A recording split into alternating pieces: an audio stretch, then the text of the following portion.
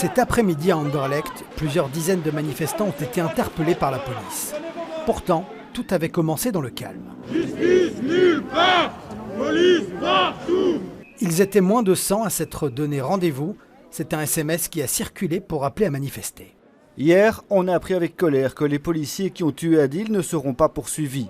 Rassemblement prévu aujourd'hui à 14h place du Conseil devant la maison communale d'Anderlecht pour exiger justice pour Adil et les autres victimes de violences policières. C'est un peu l'indignation pour une situation où on voit de plus en plus de violences policières et qui restent en même temps tout le temps impunies. Pour moi, c'était ça la violence que j'ai ressentie, c'est l'injustice, le balayer, et que l'opinion publique va se dire bah ouais, c'est comme ça arrive, parfois la police ça tue.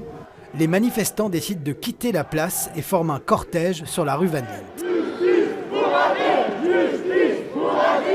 Au bout de la rue, les policiers bloquent le passage. Quelques pétards sont lancés en direction des forces de l'ordre. Les policiers vont ensuite encercler les manifestants et procéder à plusieurs dizaines d'interpellations. De l'autre côté de la rue, au même moment, les policiers font face à des jets de projectiles. La situation était déjà tendue hier soir avec plusieurs incendies de voitures. Le retour au calme n'est sans doute pas pour tout de suite. Je pense que c'est un travail de longue haleine et qu'on doit tous y œuvrer en permanence. Et des incidents comme ça détruisent du travail quotidien de plein d'équipes et c'est assez désolant. Au total, les policiers ont procédé cet après-midi à près de 90 arrestations.